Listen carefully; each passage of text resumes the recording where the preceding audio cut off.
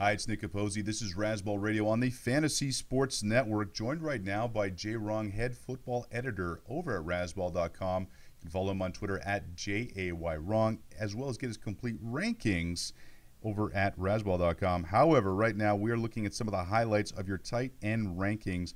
Vernon Davis wants a new contract. There is zero chance of him replicating his 13 touchdowns of a year ago.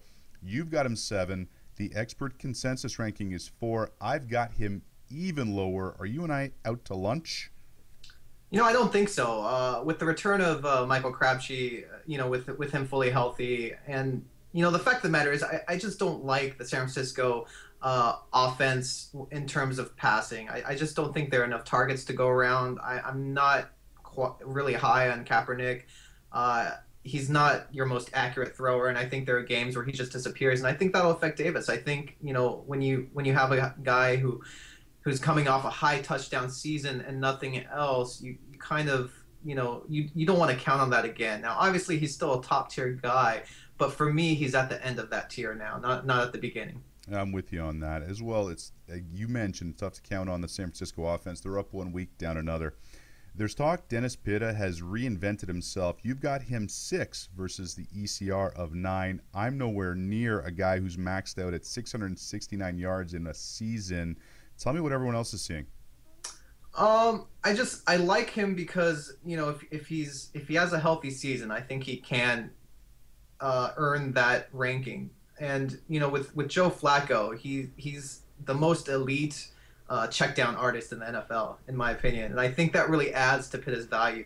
He loves those mid and short range escape valves. Someone like Ray Rice gets value from that. And I think Pitta will too, just as long as he stays off the injured list. Okay, your top tier, well, actually, you have Jimmy Graham, of course, in his own tier, but the second tier then is Vernon Davis at 7, Dennis Pitta at 6, Jordan Reed at 5, Jordan Cameron at 4, Julius Thomas at 3, and Greg Olsen number 2. What's the story? Yeah, that's my wild card pick. It's just, let's just say that I like the situation, because Olsen is pretty much the only receiver on that team. I mean, true, there's the ghost of Jericho Cotchery and something called Taiguan and Polaris, which I have no idea what they are. But, with Cam Newton being the Panthers' primary rusher and, end zone threat, I just, at some point he's going to have to throw, and I think those throws go to Olsen. And, let's not forget, last season Olsen was top 5. He just needs some more targets and some more touchdowns, and he could reach my ranking quite easily. So, I know it's crazy to look at, but I think it could happen. You've got Stones, my man. Real quick, does Jimmy Graham's contract situation hurt him this year? I don't think so. I think, if anything, it'll put a chip on his shoulder. It depends if he holds out or not, but I don't think he will. I really, nothing can stop him being the number 1 guy unless, there's an injury. So I'm not worried much at all about the situation. I am this much worried. He is Jay Rong, the head football editor over at Razzball.com. You can find his full rankings there. Follow him on Twitter at JAYWrong. Hi, it's Nick Capozzi. This is Razzball Radio on the Fantasy Sports Network. I'm joined right now by Jay Rong, the head football editor over at Razzball.com. You can follow him on Twitter at JAYWrong.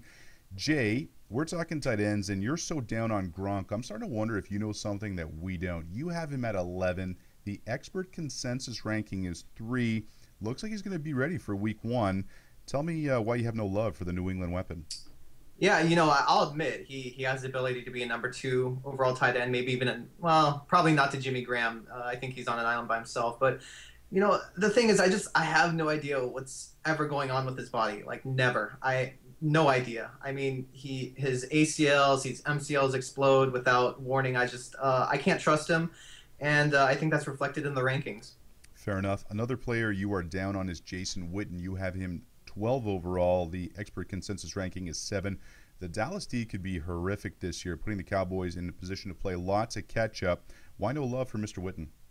Yeah, I actually do love him. I like him a lot. No, you don't. You have him at 12. Well, that's the problem. I think there are other guys that I love more. I don't think it's anything to do with how I feel about Witten, but I think it has more to do with how I like the other guys ahead of him. Guys like Pitta, or even Gronk. I have to rank him a little bit ahead of him just because of the potential there. I think Witten, is a low ceiling, high floor guy, and he'll make that weekly contribution, but I'm not sure if he's a top tier guy for me right now.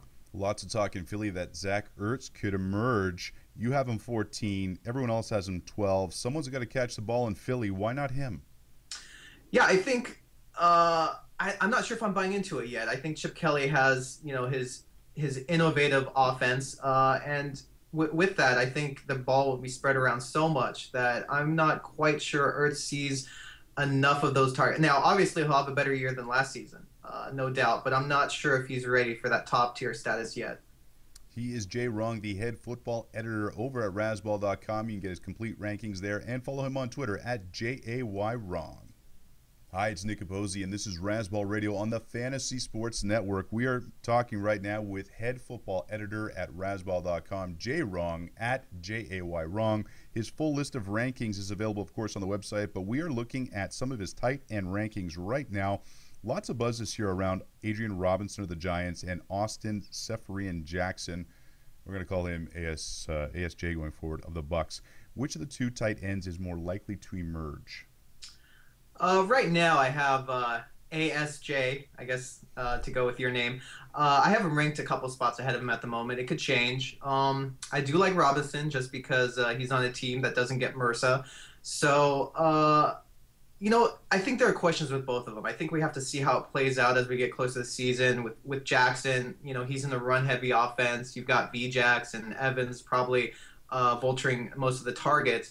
And then, on the flip side with the Giants, I do like Robinson's size and speed, but I'm not sure on his role right now. We'll just have to see how it develops. I do like them, but the upside is sort of a mystery right now. ASJ is winding up on a lot of my teams this year in the late rounds. I think if there's a guy that could emerge late, could be him. I'm also all in on Tyler Eifert this year. You've got him at 22. The expert consensus ranking is 19.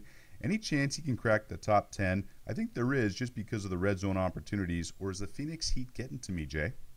I mean, he might. I've never been crazy about Andy Dalton. I think he was played up little by Jay Gruden. But, in terms of Eifert, I think he's kind of a high floor, low ceiling type of guy. I think he might have a year where he gets those touchdowns, gets the targets to get into the top 10. But I just don't see it now, but I wouldn't argue against it. Fair enough.